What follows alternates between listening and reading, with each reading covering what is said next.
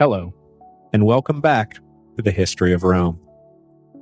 It's been a while, I know, so let's quickly recap where we're at.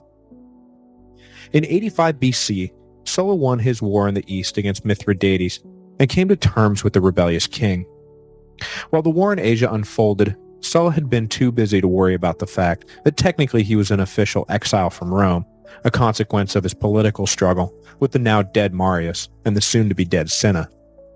But having emerged victorious abroad, it was time to turn back to his domestic political problems.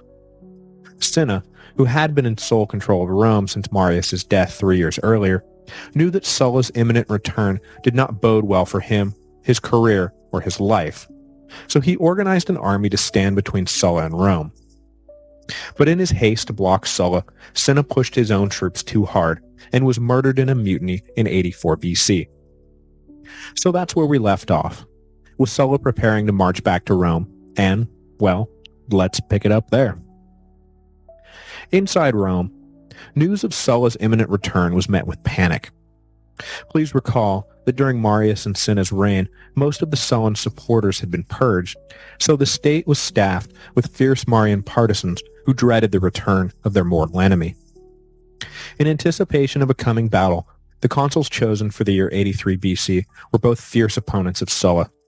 They were also, as it would turn out, no match for him either. Sulla was able to cross the Adriatic unopposed and landed in the heel of Italy at the head of 5 legions. Both consuls raised armies to prevent Sulla from moving north. Gaius Norbanus finished his preparations first and marched quickly, intent on bottling up Sulla where he had landed.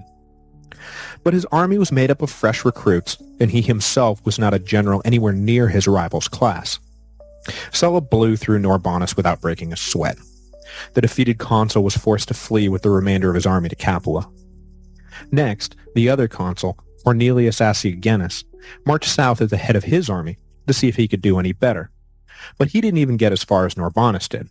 Upon intercepting Sulla, Aciagonus's army began defecting in droves to Sulla, and the consul was forced to surrender without ever drawing his sword. To the Roman aristocracy, it was not hard to tell which way the wind was blowing, and many nobles who had done their best to ride out the troubles in inconspicuous neutrality now began to openly break for Sulla. The governor of Africa, for example, Metellus Pius, a highly respected general in his own right, took it upon himself to throw Marian partisans out of his province and thus deny Sulla's enemies a source of recruits and supplies. Within the city limits, however, it was still dangerous to support Sulla, and one last round of violence against his allies swept through the city. But this would prove to be the final death throes of the Marian power structure, and soon enough they would find themselves reaping what they had sown. In addition to Metellus' support in Africa, Sulla also found support in Spain from Marcus Licinius Crassus, who, in due course, would become the richest man of his time and one of the 3 triumvirs. Crassus marched an army east to Italy, where he planned to aid Sulla win control of Rome. The second of the 3 triumvirs, Pompey Magnus, also decided his ambition was best served by throwing his lot in with Sulla, and, raising an army of his own, announced his intentions to fight for the exiled general. We will get to the third triumvir, young Julius Caesar, in a moment. Near the end of his term in office, the consul Aciagenus, who had been set free by Sulla, led a new army against the 23-year-old Pompey, who had positioned himself in North Italy. The consul clearly had no wish to relive the embarrassment of losing his army without a fight to the charismatic Sulla.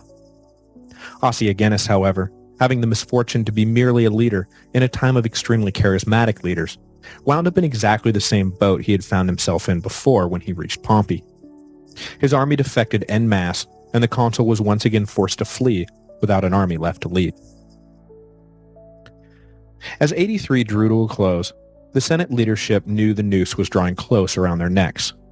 So, along with one of Cinna's old co-consuls, Papirius Carbo, they elected 26-year-old Gaius Marius the Younger in an attempt to boost the morale of his father's old supporters. But the younger Marius was not his father, and besides, it is doubtful even the old man in his prime could stop Sulla now. The campaign season of 82 opened with Metellus Pius arriving with his army in North Italy, where he rendezvoused with Pompey.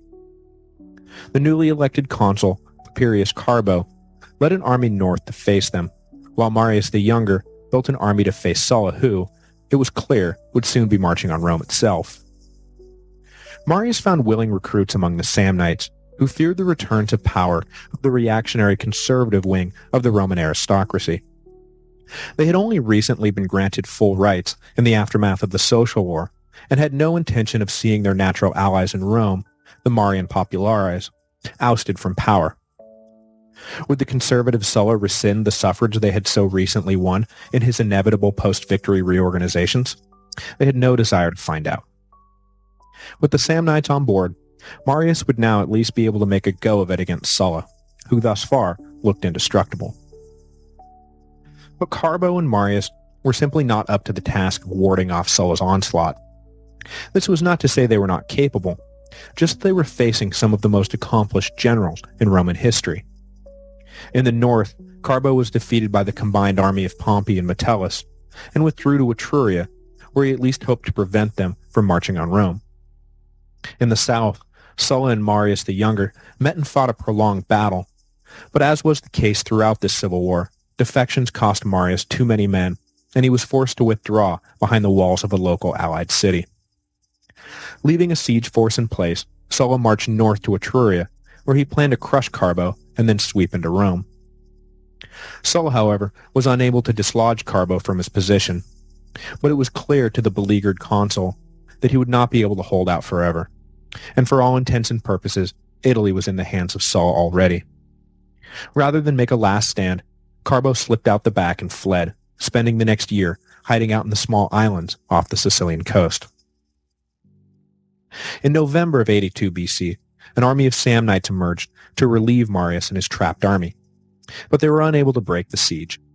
So the Samnite general tried a different tack and ordered his army to march straight for Rome.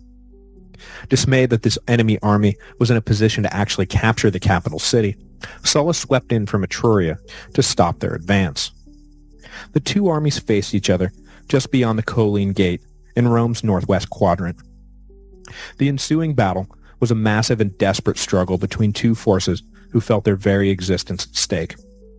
No victor emerging from a civil war can afford to keep their rivals alive for long. Post-war purges are usually swift and brutal.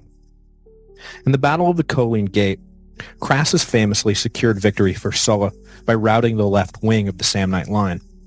Sulla's army was able to engulf the enemy and destroy them. In all, it is estimated that 50,000 died in the fighting. Marius the Younger, upon hearing the news, committed suicide while still under siege. Sulla now stood alone, the undisputed master of Rome. The victorious general and the cowed senate that welcomed him into the city, though, were not content to simply let his newly won power go as a tacit understanding between the people and their new master. The nudge-wink dictatorships of Marius and Cinna would not do for Sulla, and the Senate proclaimed him dictator. But this would be no standard-issue 6-month constitutional dictatorship. No, Sulla's dictatorship, in an unprecedented development, would have no term limit. Thus, Sulla became Rome's first dictator for life, and the doomsday clock of the Republic moved closer to midnight. Though there were some high-minded reforms Sulla had every intention of carrying out with his newfound unlimited power, he began his reign in true Machiavellian fashion. Machiavelli, of course, advises that a prince who has entered office through revolution, conquest, or coup ought to first eliminate all rival claimants to the throne. If one succumbs to compassion too soon, those rival claimants will become centers around which opposition can rally, forcing the prince to initiate ever-escalating cycles of civil repressions that will make him unpopular with the people and lead to his downfall. Better to get all the bloodshed and terror out of the way early. That way there will be no opposition to worry about. The people will soon forget the initial horror and regard the later, mild disposition of the prince to be a true reflection of his character, and he'll remain popular and, most importantly, in power. Machiavelli pointed to the example of Sulla as the living embodiment of this theory.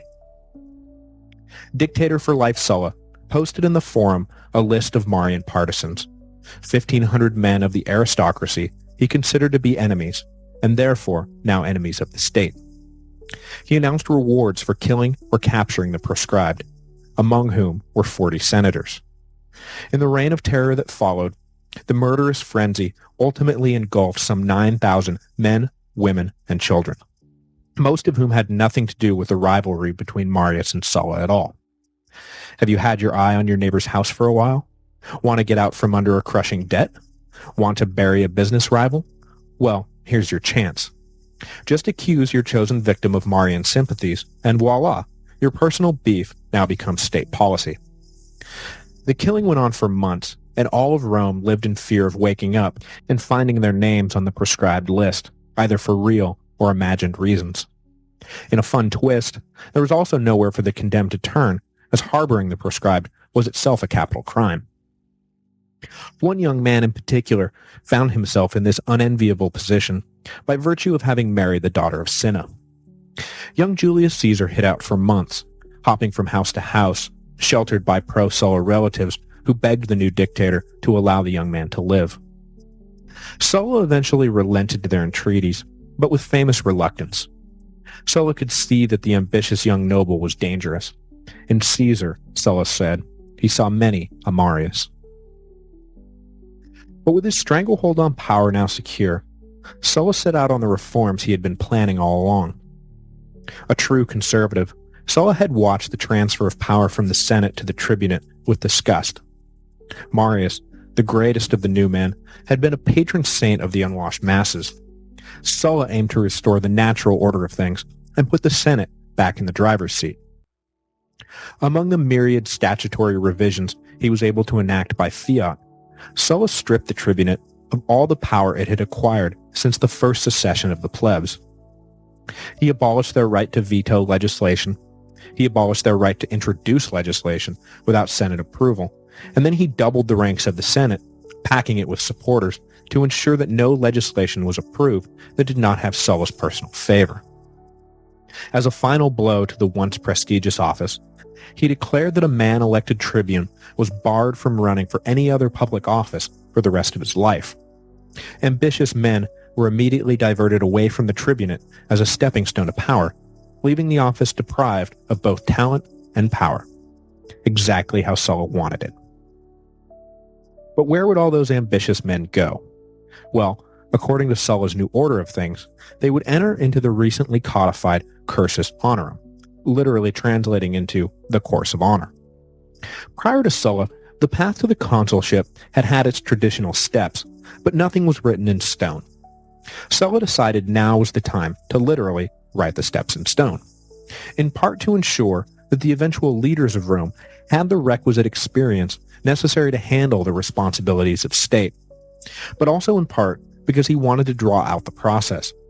A certain ambitious 24-year-old general named Pompey was already beginning to fancy himself one of Rome's leading men, so Sulla moved the consulship, by law, at least 15 years in Pompey's future. The new path to power would start with at least 10 years of military experience, beginning when a man was 20 years old and eligible to hold the office of military tribune, a quasi-political leadership position within the legions. At 30, a man could stand for election as a quaestor, where they would serve either in Rome's financial institutions or as high-ranking aides out in one of the provinces. Quaestors were the keepers of the money, overseeing both military pay and the state treasuries, and as such, found themselves at the center of every important political battle, as all political battles are ultimately about money. If they survived the cutthroat world of high finance, a man could stand for aedile at the age of 36. The aediles were in charge of Rome's public infrastructure, the food and water, the public temples, the sewers, and the roads. Of critical importance for securing long-term public support, the aediles were also in charge of the public games.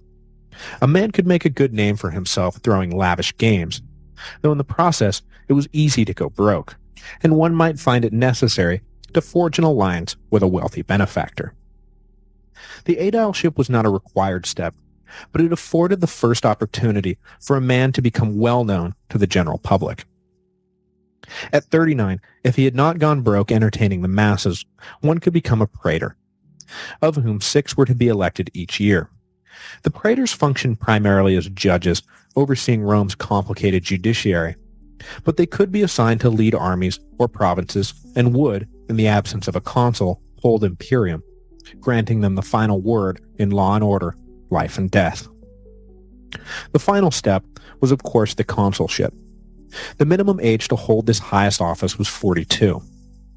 You'll notice that the higher you ascend up the ladder, the fewer slots there are available at the next rung. If 6 patricians are all elected praetor at the age of 39, only 2 of those will be able to win the consulship at the age of 42. Thus, it became highly prestigious to attain the next office, quote, in your year. Cicero would often point to having achieved every office of the cursus honorum in his year as one of his proudest accomplishments. Now, obviously, not every man could pass through the entirety of this course, and one might be tempted to say, hang out in the quaestorships for a while and build a base of power by controlling the purse strings. To prevent this, though, Sulla again brought to bear the oft-enacted but oft-ignored statute that a man must wait 10 years before holding the same office again. He also threw in the caveat that the year after holding a particular office, the official in question must spend a year in the provinces as a pro-praetor or a pro-consul or what have you. The intent here is obvious to physically remove the previous year's office holder from the city of Rome to prevent them from further cultivating any relationships they had acquired while in office. Sulla hoped that his reforms would put a stop to ambitious men skipping ahead in line or building independent bases of support from which they could launch attacks on the Senate and the Republic in general. Sulla honestly believed that he had made his own career an institutional impossibility and hoped to be the only dictator for life Rome ever saw. And speaking of dictator for life, in 80 BC, believing that he had set the ship of Rome on a safer course by re-empowering the Senate, Sulla announced that he would be stepping down from his office at the end of the year, and normal consular elections would resume. It was a decision that came as a shock to the entire empire, and a decision that Julius Caesar would never be able to fully wrap his head around, often mocking Sulla in later years for not realizing what he had had and for his naivete in believing that Rome had seen the last of its absolute dictators. Sulla was not quite ready for retirement, though, and decided to stand for election as consul the next year, and was, of course, elected. But after this year in legitimate office was complete, he really did retire to his country villa, where he worked on his autobiography and tended to his garden, leaving public life behind for good. Sulla was a complicated man, and his peaceful stepping away from power tells us as much about his character as his violent seizure of power a few years previously does. The bloodthirsty tyrant who had overseen the mass murder of over 9,000 people was also the humble old man who had given up power to retire in peace. Clearly, there is no putting a box around Sulla. He remains a singular figure in world history. He died in 78 BC, and his gravestone was marked by an epitaph he wrote himself, summing up his life as well as anything anybody else could possibly say would. No greater friend, no worse enemy. Seems to say it all. Sulla saw himself as a champion of the old order, and believed that he had left Rome with the institutional tools it needed to prolong the Republic indefinitely. The Senate was back in charge, the populist demagogues were silenced, and ambitious men were no longer able to circumvent the traditional path to power, nor remain in power past their single year in office. But of course, all the revised statutes in the world could not distract from the very fact of his life and career. The last vestiges of the old Republican virtue had been stripped away by his dictatorship, and all that remained was naked power, to be acquired by any means necessary. Most of Sulla's constitutional reforms would be repealed within a decade of his death, and within 3 decades, Rome would be engulfed in a war between the men who looked at Sulla's career and asked themselves, as Pompey did, if Sulla could, why not me?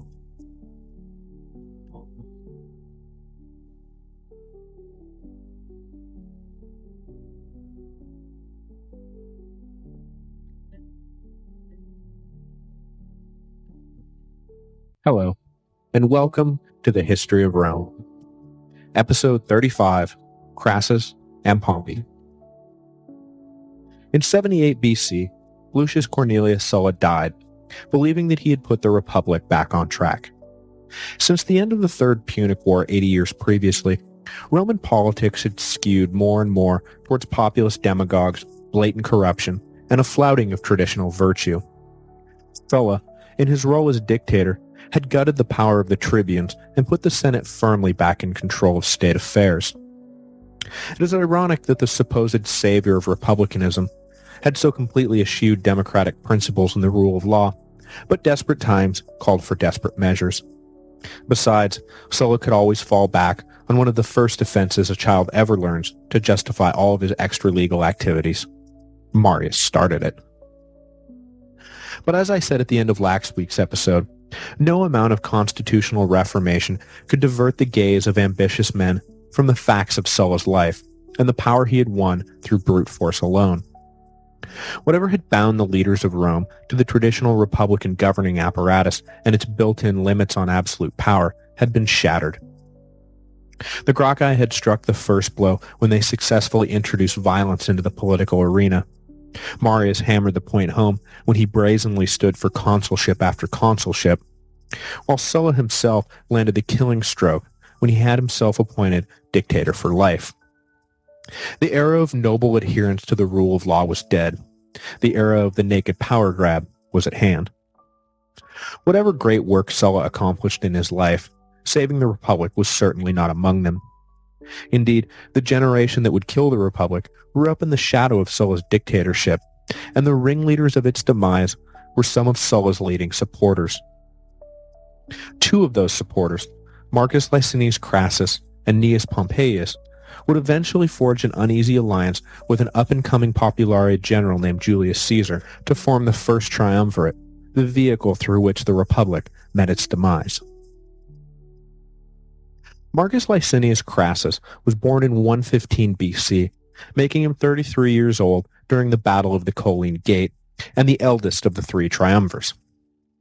Crassus was the youngest of three boys, born into a well-bred Publian family, and was descended from Publius Licinius Crassus, who, in addition to serving as Pontifex Maximus for nearly 20 years during the Second Punic War, also held the distinction of being Scipio Africanus's co-consul in the year 205 BC, as the great general made his preparations to win that long war once and for all.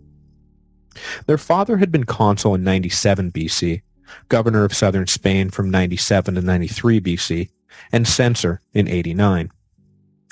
The Crassus family was wealthy and well-respected, but eventually ran afoul of the Marians during the upheavals of the mid-80s BC. Though they had supported Marius in the past, they attempted to hew a more neutral line in the struggle between the old general and his younger rival, and were marked for purging. One of Crassus's brothers had already been killed in the Social War, but his father and remaining brother were caught up in the purges and were either murdered or committed suicide. Only Marcus escaped to carry on the family name, fleeing to Spain in 87 BC. In Spain, Crassus was able to hook up with clients his father had established while governor, and laid low while Cinna controlled Rome. It went without saying that when news of Sulla's return from the east reached him, Crassus immediately declared his support and left Spain, intent on helping Sulla drive the Marians out of Rome. He raised a small force and arrived in Italy around the same time as Metellus Pius had arrived with his army from Africa. Crassus fought alongside Metellus until they all merged into Sulla's army prior to the Battle of the Colline Gate. And it was in that battle that Marcus Licinius Crassus became a man in his own right and was no longer seen as simply his father's son. With Sulla leading the left side of the line, he gave Crassus command of the right. And as it turned out, Sulla found himself evenly matched and unable to break through the Samnite line. But Crassus routed his opposition and was able to wheel in and trap the remaining Samnites, winning for Sulla not just the battle, but complete control of Rome. He expected to be amply rewarded and praised for his early support and critical role in Sulla's victory. But in the first chapter of what turned out to be the defining story of his life, Crassus was overshadowed by the younger and more charismatic Pompey.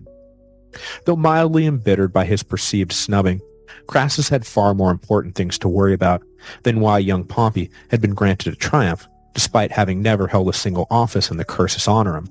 I mean, he had never even been a quaestor, let alone a praetor, which was supposedly the minimum rank required for a triumph. And besides, he was what, 25? He couldn't stand for a praetorship even if he wanted to. But like I say, I don't care. I'm fine with it. I'm happy for him. Hooray for Pompey. Pompey the Great. Yeah, sure. Crassus didn't care at all. But instead of dwelling on Pompey, there would be plenty of time for that later. Crassus focused on rebuilding the family fortune, which had been expropriated by the Marians after his father's death. In this pursuit, Crassus showed both above-board shrewd financial acumen as well as a penchant for ruthless, below-the-belt profiteering. He gleefully entered the chaotic economic mess that arose from the sullen reign of terror. Having been a victim of the Marian purges, Crassus had little sympathy for the men who had killed his father and brother. Crassus was first in line to buy up whatever the proscribed left behind when they either fled the city or were murdered, and on at least one occasion he added a name to the list simply because he coveted the holdings of an otherwise politically neutral rival. During Sulla's reign, Crassus bought and sold his way to the top of Rome's financial food chain, and after the dictator's death, he invested his profits in the slave trade and silver mines, where he doubled and then quadrupled his money. Eventually, he would become Rome's richest man and largest landowner. He never lost his lust for wealth nor his cunning skill at acquiring it. For example, at the time, Rome had no formal firefighting service, so when Crassus learned through his citywide network of clients and informants that a building was on fire, he would arrive on the scene with hundreds of slaves in tow. With the house burning in front of them, Crassus would offer to put the fire out if the distraught owner agreed to sell the property. In these circumstances, Crassus was able, of course, to extract a ridiculously low price, at which point the slaves would indeed quell the blaze. Sometimes, though, the owner would refuse to sell, in which case Crassus would leave with his firefighters, allowing the house to be engulfed in flames. But these were the rare cases. Usually the owner sold, Crassus bought, and his private empire grew by another block. At the height of his power, Crassus is estimated to have been worth between 170 and 180 billion 2008 dollars. To put that in perspective, the richest man in the world today is Warren Buffett, who is estimated to have a personal financial net worth of around 66 billion US. To say that Crassus was absolutely filthy, stinking rich is an understatement. But he always carried with him something of an inferiority complex. In Roman culture, wealth may have been looked upon with envy, but rarely with respect or admiration. Respect and admiration were reserved for military heroes. His exploits during the Battle of the Colline Gate were always looked at sideways, as they came during a civil war and were achieved at the expense of fellow Roman citizens. If Crassus wanted to join the pantheon of great Romans, he would have to do better, to win new territory for Rome or defend the empire from a dangerous foreign threat. Crassus spent his entire life looking for an opportunity to lead an army in the field, win a great victory for Rome, a triumph for himself, and the respect he felt he deserved. Eventually, this obsession would lead to his death in Syria, where he was killed still trying to find what he was looking for. On the battlefield, Crassus was simply unable to match the exploits of his contemporary rival and nominal ally Pompey, who, much to Crassus's eternal bitterness, seemed to live a perpetually charmed life. From Crassus's perspective, no one got better press for doing less than Pompey. There was nothing that he could do about it. So Crassus went through life known as Crassus Dives, or Crassus the Rich, whereas Pompey went through life known as Pompey Magnus, or Pompey the Great. And though the latter's nickname was originally thrown around as a sarcastic dig by his elders, Pompey eventually promoted the name as a literal title, and the people of Rome embraced it as such, much to Crassus's eternal dismay. Pompey was born in 106 BC, making him 9 years younger than Crassus, and only 24 years old when Sulla won control of Rome.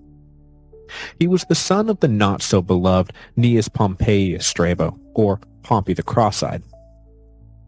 Pompey Strabo was the first in his family to achieve senatorial status and distinguished himself during the Social War, leading the victorious Roman armies in the north as consul in 89 BC.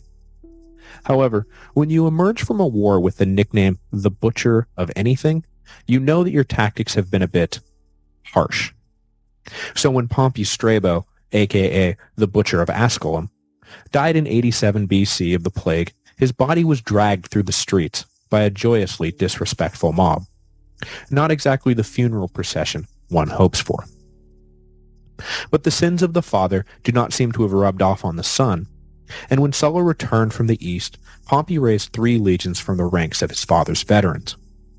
The young man had served with them since his first campaign at the age of 17, so his father's soldiers loved and trusted the boy who had grown up in the barracks as one of their own.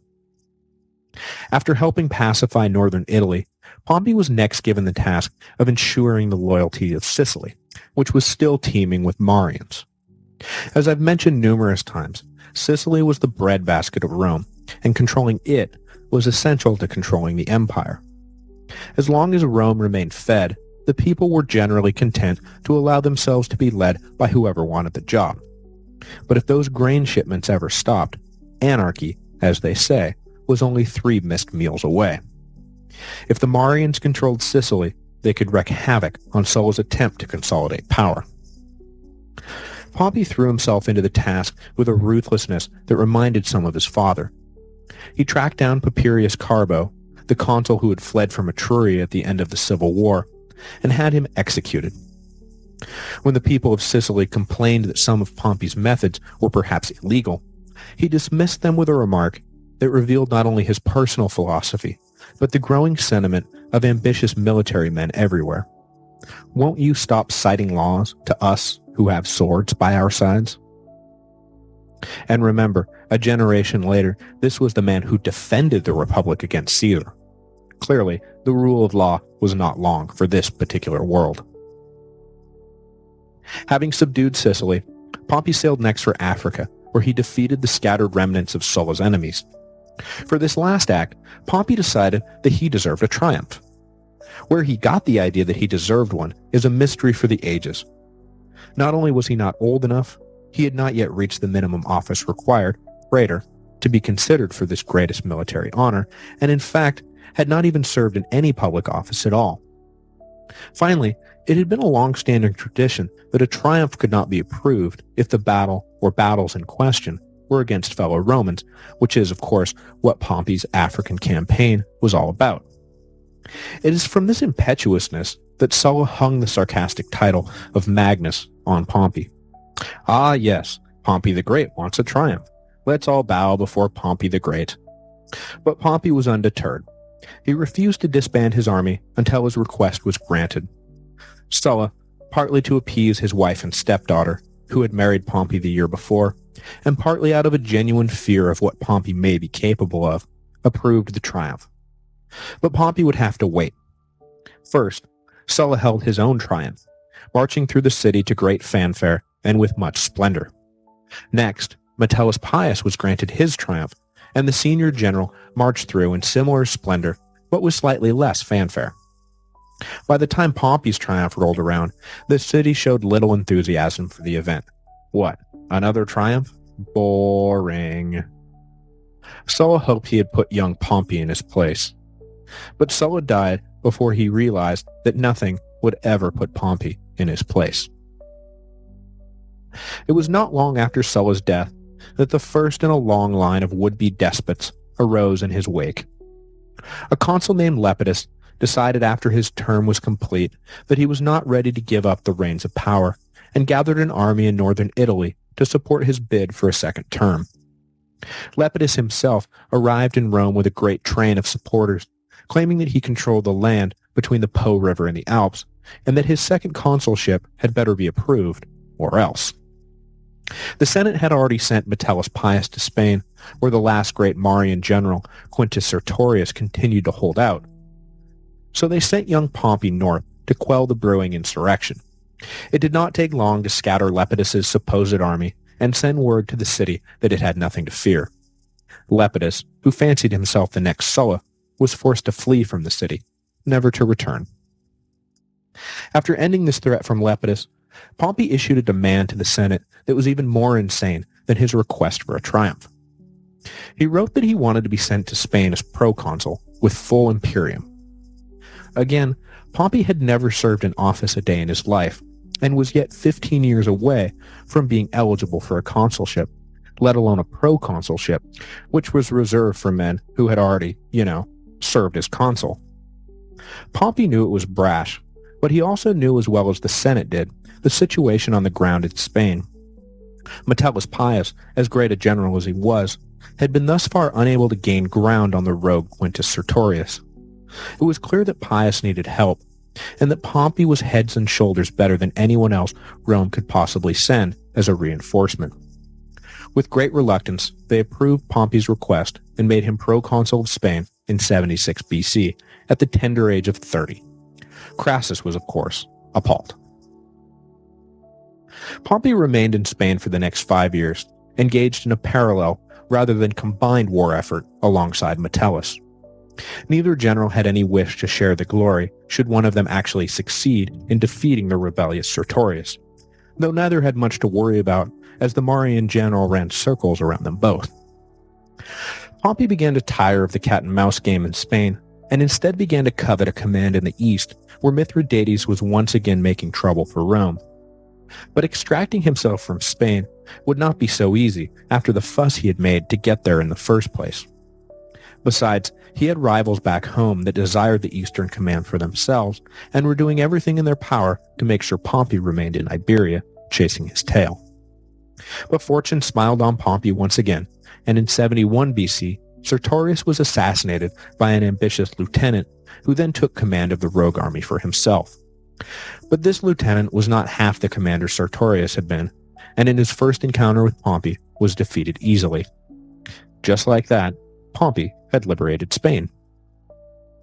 After lucking into this victory, Pompey took his army back to Italy just in time to luck into some more glory, scooping up for himself a good deal of undeserved credit for ending the slave revolt that had erupted in his absence. And of course, the credit he scooped up came at the expense of Crassus, who had done the yeoman's work in defeating the slave army led by a certain Thracian gladiator. Next week, we'll cover this famous slave revolt, led of course by Spartacus, who at one point stood at the head of 120,000 men and won multiple victories against the pride of the Roman legions.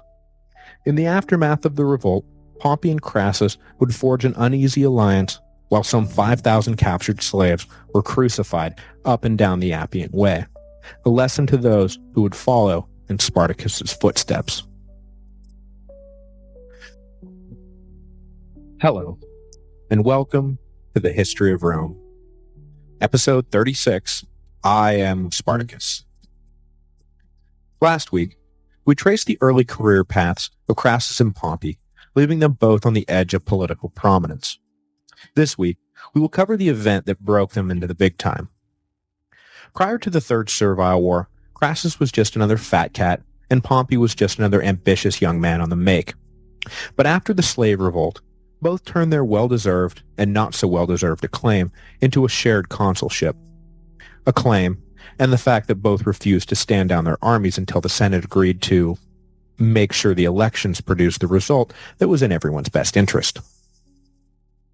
In 73 BC, Pompey was in Spain, trying to pin down the rebellious Marian general Quintus Sertorius, and Crassus was in Rome, doing whatever it was that Crassus did, probably dickering with a drowning man over the price of tossing him a lifeline.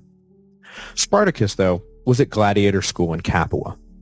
He was supposed to be learning how to put on a good show for his Roman masters, but mostly he was plotting his escape. Kirk Douglas was born in New York in 1916 to illiterate Russian immigrants. His real name was Isur Danilowicz, but he spent his early years answering to the name of Izzy Dembski. He began acting in high school and knew from the moment he first stepped out on stage that he wanted to be an actor. Oh, wait a second. I think I may have mixed things up a bit. Hang on. Okay, I got it. No one is quite sure where Spartacus the gladiator came from.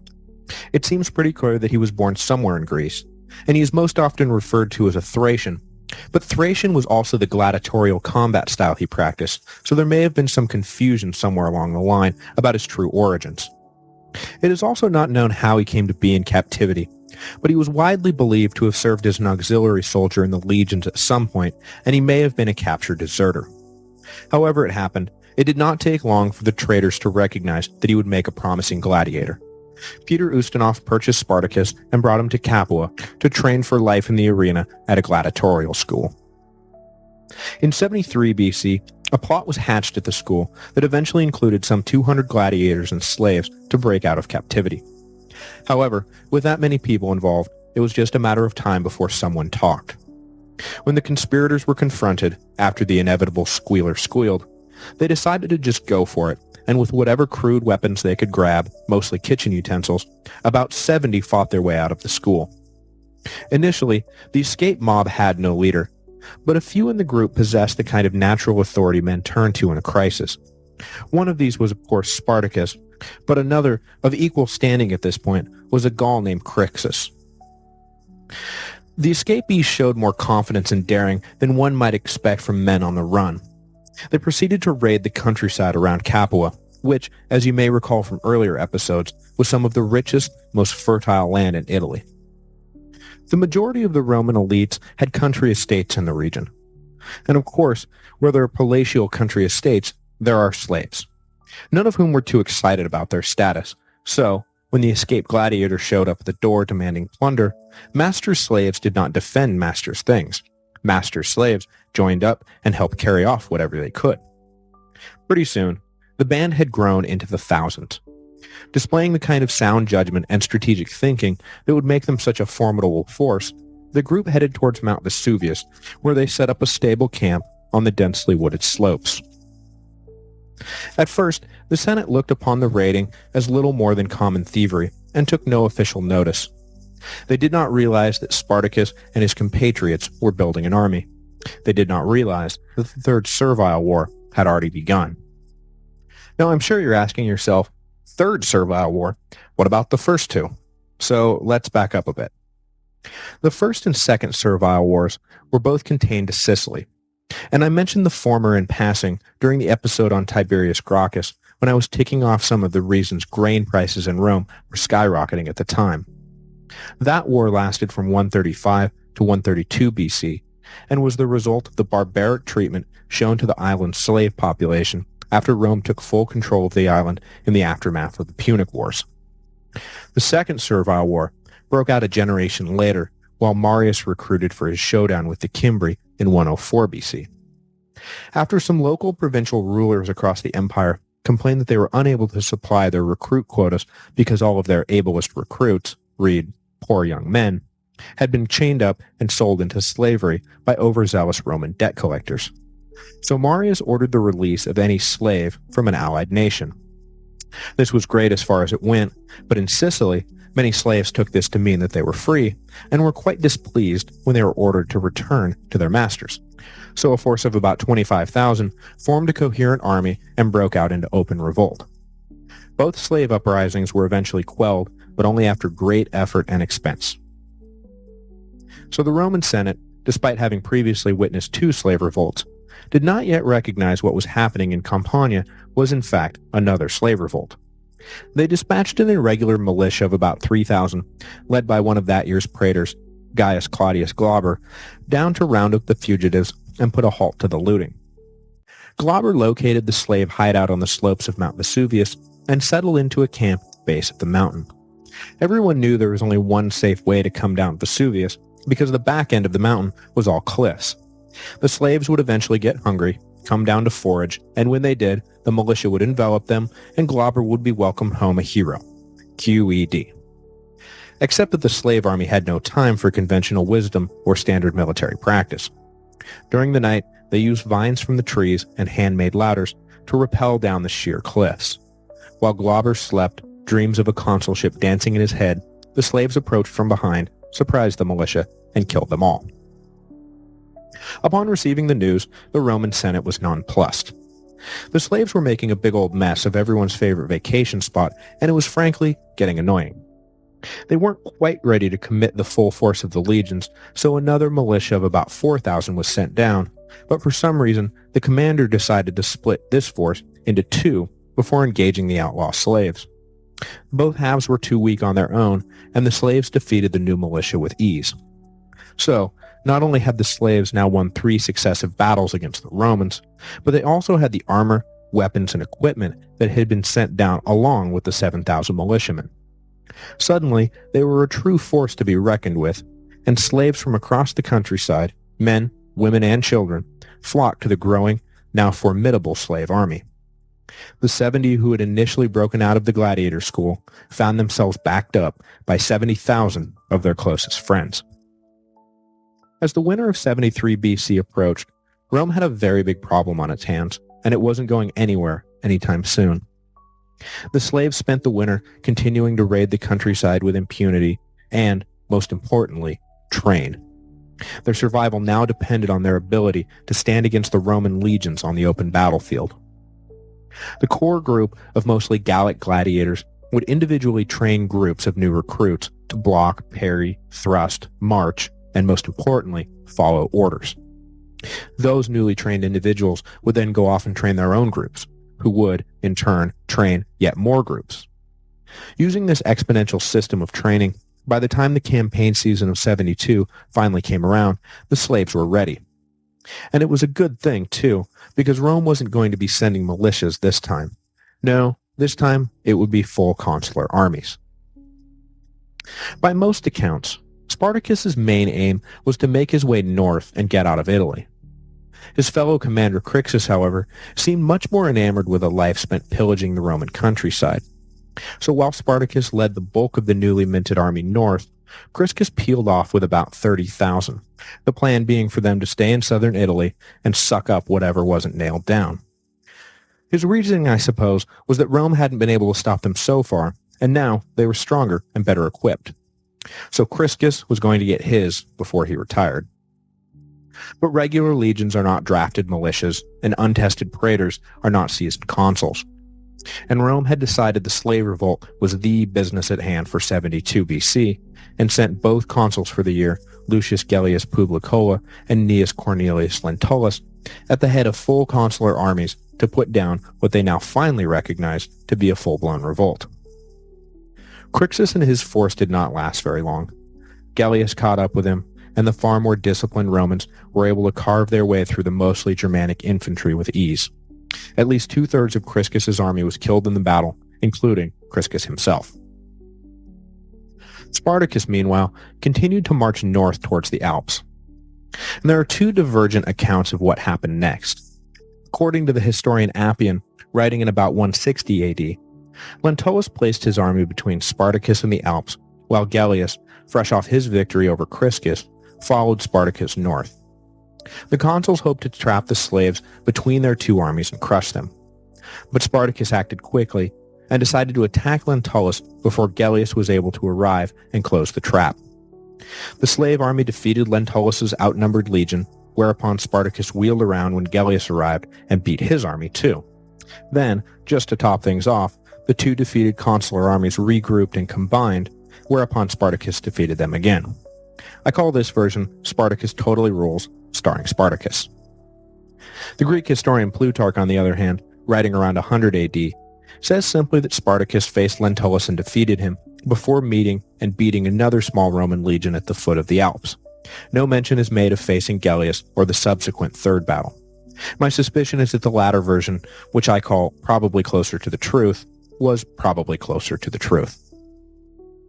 But whatever exactly happened in 72, the sources pretty much agree on what happened next. Crassus entered the picture and brought the Third Servile War to a brutal conclusion. The big gaping hole in this story, though, is having most likely defeated Lentulus, and with nothing standing between him and freedom, why did Spartacus decide to turn around and head back into Italy? And this gets into the real lack of an answer for what the motivations behind the revolt really were. Crassus's motives seemed clear. He wanted to kill Romans and take their stuff. Spartacus obviously had some divergent motivation, or he would have kept the army whole, but if he did, why fight all the way to the Alps just to turn around? We will probably never know why Spartacus turned around, but in any event he did, and the army marched back south. With the failure of the consuls the previous year to get the job done, though Gellius pretty clearly seemed to have done his part, Crassus saw his chance to win some of that glory that had so eluded him by putting down the revolt himself. He convinced the Senate to give him the title of praetor and command of 50,000 troops, more than enough, he said, to defeat the rabble once and for all. Crassus, by all accounts, was a strict disciplinarian, even going so far as to bring back the old tradition of decimation, by which every 10th soldier of a retreating legion is executed. He definitely came from the old school of thought that the soldiers ought to fear their officers more than the enemy. It didn't endear him to anyone, and Crassus never enjoyed the kind of love and adulation that Caesar or Pompey basked in, but at least this time it got the job done. Spartacus led his slave army south, all the way to the very toe of Italy, and began to negotiate for passage across the Straits of Messina to Sicily. Obviously, Sicily had given birth to the first two servile wars, so it seems that Spartacus may have intended to lead a general revolt on the island, acquire new recruits, and, let's say, overthrow the Roman Empire. His wider strategic plans are a complete mystery. All we know is what he did, not why he did it. Being the leader of an outlaw army, he was forced to deal with Sicilian pirates as his only option for ferrying the army off the mainland. But having paid the pirates did what pirates normally do. They took the money and ran. This left Spartacus lighter in the pocketbook, but, more importantly, up the proverbial creek without a paddle. The toe of Italy is not particularly wide, so as Spartacus was trying to flee Italy by sea, Crassus marched his army down to prevent the slaves from backtracking by land. When the pirates betrayed him, Spartacus was trapped. There is some indication that Spartacus attempted to bargain with Crassus at this point, but Crassus would have none of it. He wasn't simply interested in bringing the revolt to an end, he was interested in defeating the slave army militarily. Crassus had more important things to worry about than the ultimate safety of the Roman people. He had his political career to look out for, and he was banking on a great military victory to catapult him into the upper echelon of the nobility. Negotiate? The consulship was just a day's battle away. Spartacus and his army were in desperate straits. Hemmed in by Crassus's legions, word also began to filter through the lines that Roman reinforcements were arriving from the east, and that Pompey had crossed back into Italy and was heading south to aid Crassus. Spartacus decided that they had to break through Crassus's line now, or they would have no hope at all. He concentrated all his strength on one point, and eventually his army was able to break through the line, running at full steam to escape the toe of Italy before the reinforcements could arrive. But the escape effort, combined with the nearly 2 years of continuous struggle and hardship, had finally taken their toll on the unprofessional slave army. 15,000 men were separated from the main force led by Spartacus, and were destroyed by Crassus and his pursuing legions. Discipline broke down in the slave army, as groups began to flee or fight depending on their own disposition. Realizing that he would not be able to keep his army together for much longer, Spartacus decided to make a last stand. His army turned and threw everything it had at Crassus, but it simply wasn't enough. The majority of the slave army, along with Spartacus himself, were killed in the final battle. Crassus had put down the revolt and stood as the conquering hero of the Third Servile War, and he wouldn't have to share his glory with anybody. Except that about 5,000 slaves had managed to evade capture and continue running north. Pompey was on his way south with instructions to aid Crassus against the great and terrible slave menace. Not making it in time for the main battle, he instead ran right into these 5,000 fleeing slaves. Exhausted, ill-equipped, and on their last legs, Pompey barely broke a sweat, defeating this last remnant of Spartacus's already defeated army. But, master of PR that he was, Pompey sent a message to the Senate announcing that he, Pompey Magnus, had officially brought the uprising to an end. While the honors were being handed out after the legions returned to Rome, Pompey stood side by side with Crassus, accepting credit for things he very obviously did not deserve credit for. The victory over the slave army was supposed to establish Crassus as the preeminent leader of the Republic, but instead he now shared that distinction with Pompey, much to the former's chagrin and the latter's delight. But the enmity Crassus now bore Pompey was not strong enough to make him miss an obvious political opportunity. Both men stood at the head of large armies camped outside the city walls, and neither was particularly disposed to disband them until an understanding was reached. They each knew that the other would be their biggest rival for power, but also that there were dozens of other nobles who fancied themselves the next Sulla. So first, you have to eliminate the pretenders to the throne before you can deal with the real claimants. So Crassus, Pompey, and the Senate agreed that it was in everyone's best interest for Crassus and Pompey to serve as co-consuls for the next year. From there, it would be easy for them to eliminate the weaker competition before inevitably turning on each other to decide the final fate of Rome. Who knew that some impoverished noble named Julius Caesar would wind up beating them both? The slave revolt led by Spartacus was the last such revolt in Roman history. Crassus would probably tell you that it was the fact that he ordered 6,000 recaptured slaves crucified along the Appian Way as the reason why. You see, though he ordered them crucified, he declined to order that the bodies be removed. The decomposing corpses, then skeletons, served as a stark reminder to slaves everywhere what happens if they forget their place in the world. More likely, though, it was the shifting undercurrents of the Roman economy and Roman politics. The bulk of the Roman wars of territorial expansion, where slaves came from, were now a thing of the past. So not only would there be fewer slaves in the future, but those slaves would inevitably become a more precious commodity. The rampant mistreatment that had characterized the master-slave relationship previously shifted into something more humane. Eventually, in the empire, it would actually become a crime to kill a slave. Imagine that, not being able to destroy your own property. How uncivilized. The declining slave population changed the dynamic. So while slavery was still a terrible thing to endure, it was not so bad that huge armies would spontaneously spring up to threaten the peace. No, for the next few hundred years, it is pretty safe to say that the greatest threat to the peace was not revolting slaves or invading foreign armies, but rather the rampant scheming of ambitious nobles to put themselves in charge of the greatest empire the Western world had ever known. It was a race to see who could kill the 500-year-old republic first, and next week we will cover one of the more infamous plots, deadly in purpose but ultimately hilarious in execution, the conspiracy of Cataline.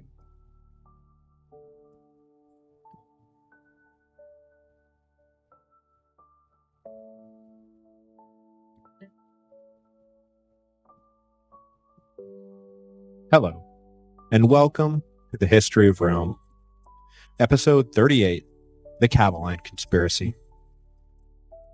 There were dozens of contributing factors to the breakdown of the old Republican order in the 1st century BC, some economic, some administrative, some martial. But what was really at issue was a sickness that had taken hold at the very root of the political system.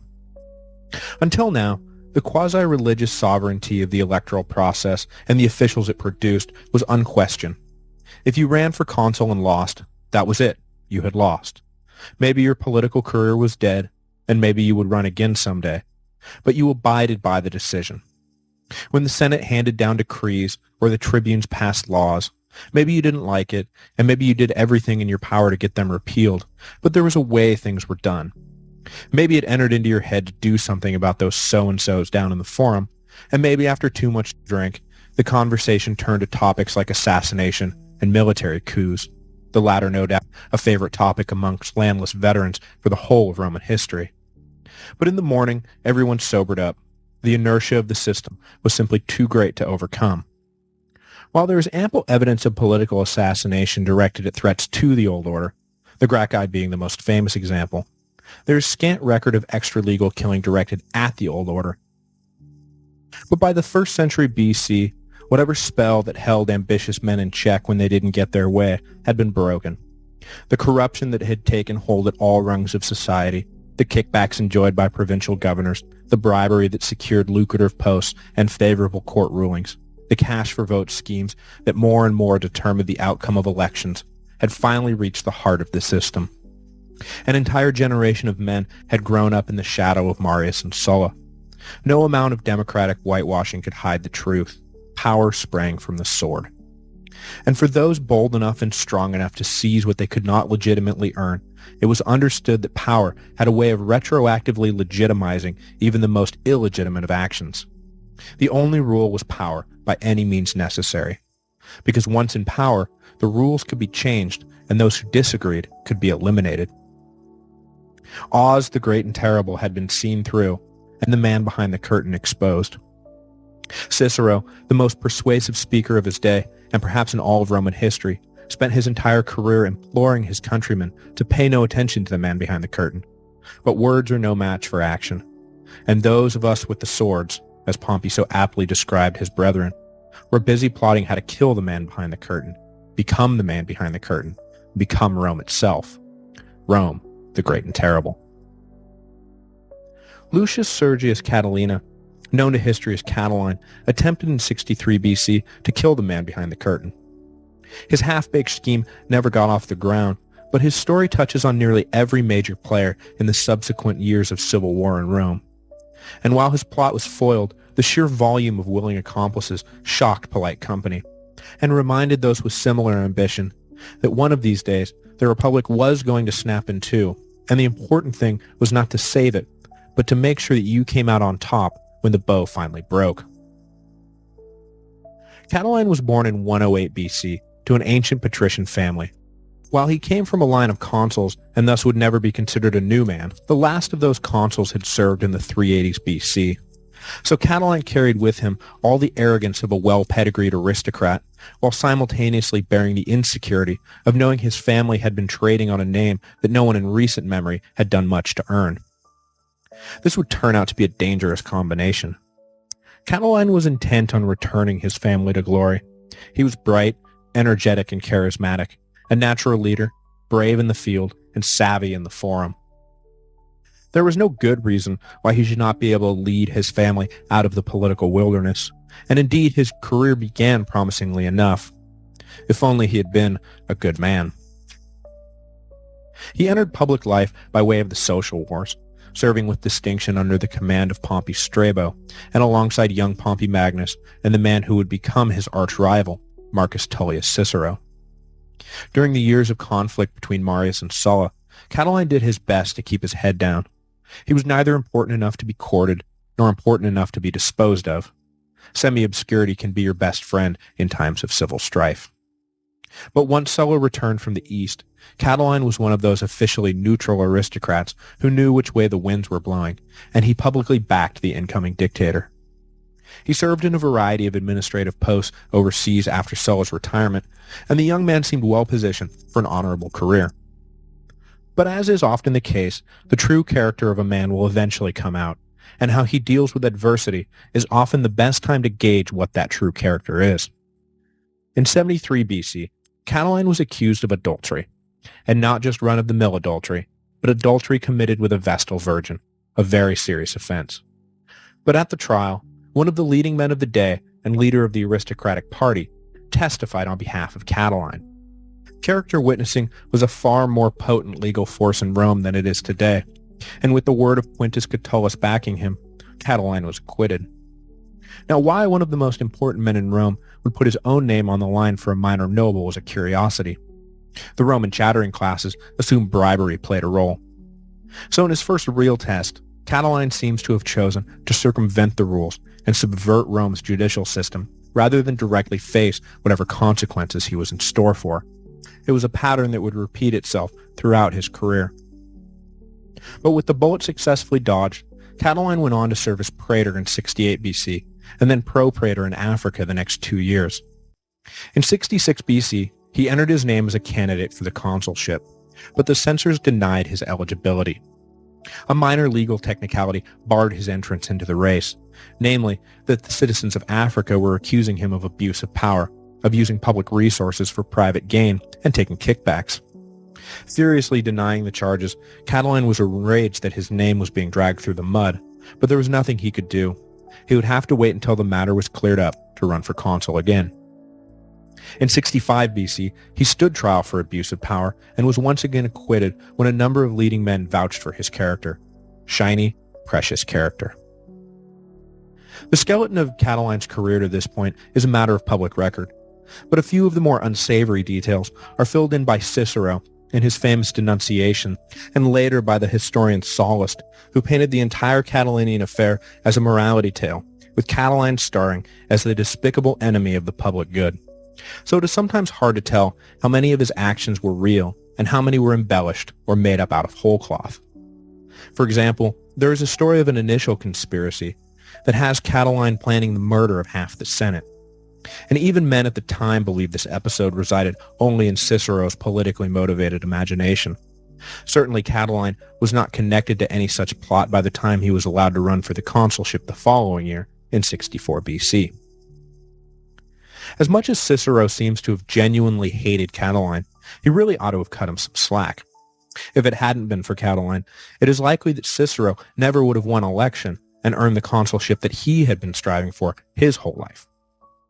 With Cataline running on a platform of debt cancellation and promising the sun, moon, and stars to any poor sod who would listen, the nobility had no choice but to throw their support behind the provincial novus homo who had an unhealthy obsession with philosophy, Marcus Tullius Cicero. Sure, he was a pleb who was not even a true Roman, but he was the most conservative of the available candidates, and at least argued for the continued dominance of the Senate in political affairs. Cicero had been born in Arpium, 60 miles south of Rome.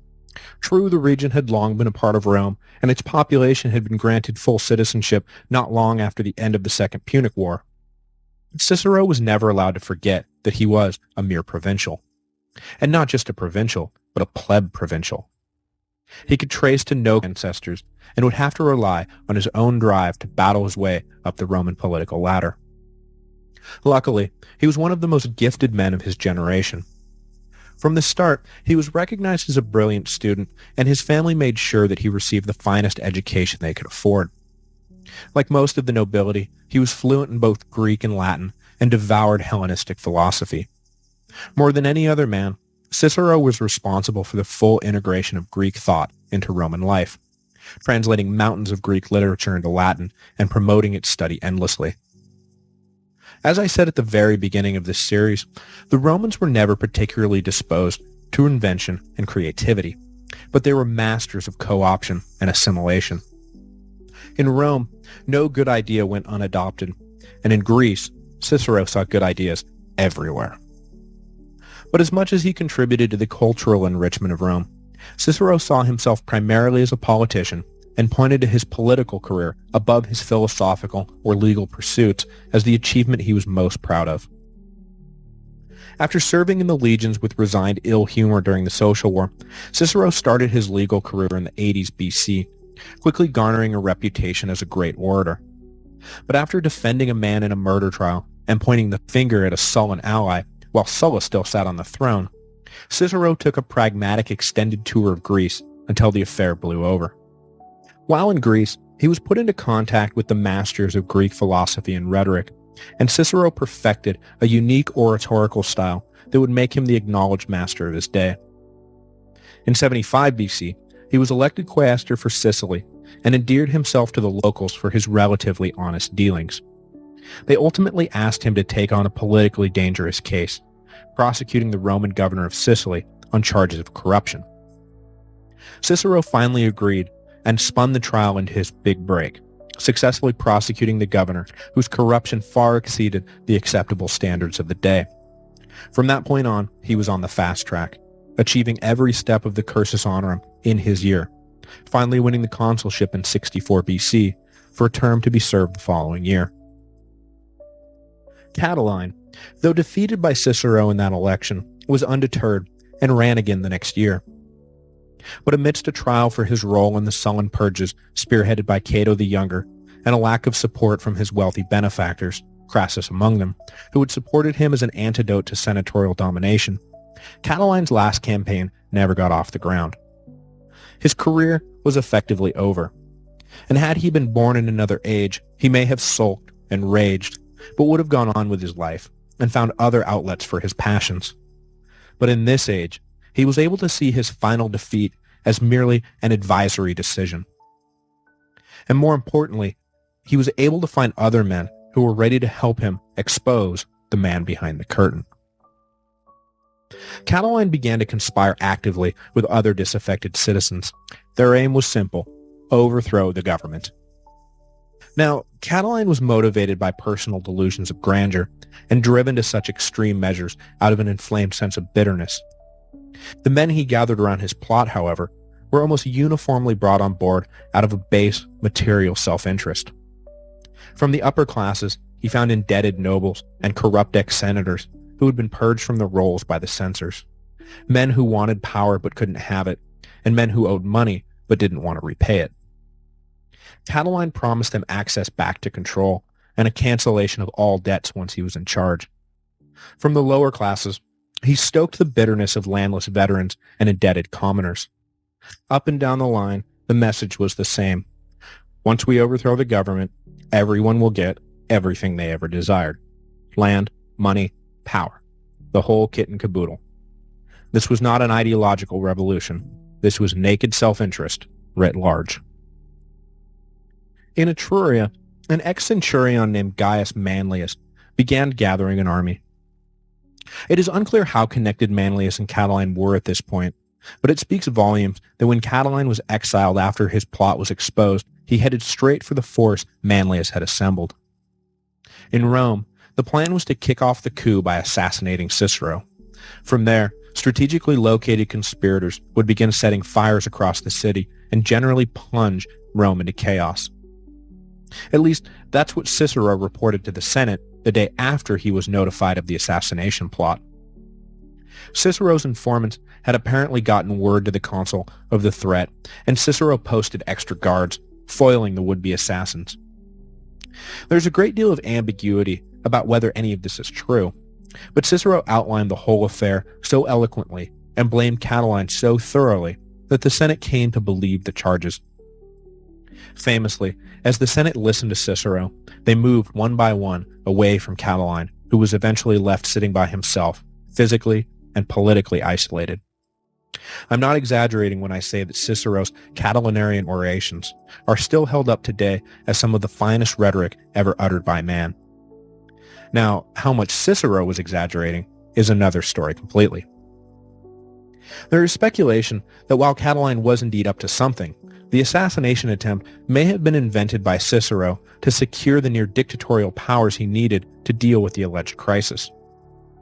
It is further speculated that he wanted those powers not to deal with the specific machinations of Cataline and his conspirators, but rather to lay the groundwork for a defense of the Republic against Pompey, who was presently on his way home from the east at the head of a large veteran army and with more money at his disposal than the Roman treasury had ever held.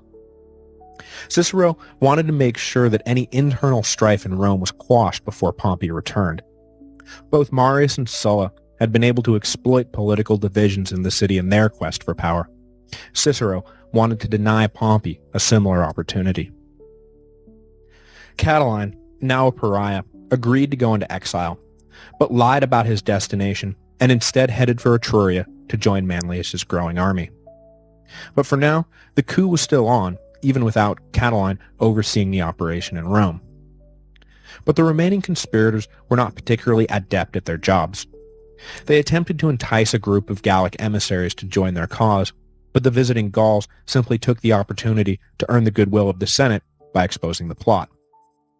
They talked 5 of the leading conspirators into affixing their name to a letter promising the Gauls they were fully committed to rebellion. The careless plotters forgot the first and second rule of Fight Club, and when the Gauls presented the document to the Senate, the 5 men were arrested and the conspiracy inside Rome was short-circuited. Cicero and Cato led the charge in the Senate to have the men executed at once. Julius Caesar opposed the death sentence, arguing that exile was preferable. It would not set a good precedent to have men of senatorial rank executed without trial. But with Cicero and Cato arguing that punishment must be swift and harsh, the Senate relented and ordered the 5 strangled. For the rest of his career, Cicero's enemies would bring up this bloodthirsty and illegal railroading of Roman citizens against him. Cicero's exile during the chaos of the subsequent years would be based largely on his actions towards the 5 conspirators on that day. Certainly, his actions subtly undercut every argument he would ever make about the need to respect the rule of law and the Constitution of Rome.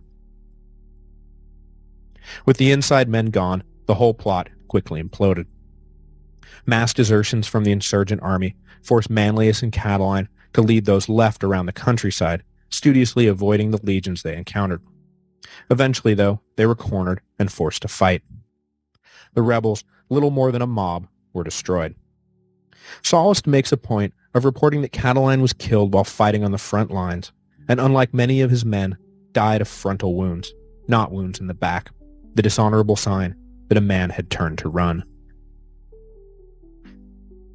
The final verdict on Cataline was that he was a courageous, ambitious, and corrupt man who concocted a plot far more ambitious than his abilities warranted. He was forced to ally himself with the dregs of both Roman nobility and the lower classes, and he was easily bested by better men. He was outmaneuvered by Cicero at nearly every step, never standing a chance against Rome's greatest politician. The conspiracy of Cataline was an instant legend in Roman history, both for the central role played by Cicero and because it provided a blueprint for how not to organize a coup. Julius Caesar, of course, was right there the whole time, no doubt taking notes, mental or otherwise. I like to imagine that somewhere in those notes, in big bold letters, is the line, "Make sure Cicero is out of the way." Next week, Julius Caesar, young senator on the rise, will make his first attempt to make sure that Cicero is out of the way, not by attacking him, but by asking him to join an informal alliance of mutual support that was being formed between Crassus, Pompey, and Caesar. Cicero refused the invitation, correctly identifying the First Triumvirate, as it came to be known, as a mortal enemy of the Republic he so loved. Initially, the threat came primarily from Pompey and Crassus, with Caesar seen as little more than a pawn in their game. But the First Triumvirate would spell the end of the Republic, not for the power it gave Pompey and Crassus, but for the money and support that it gave Caesar, in whom, you may recall, Sulla saw many a Marius.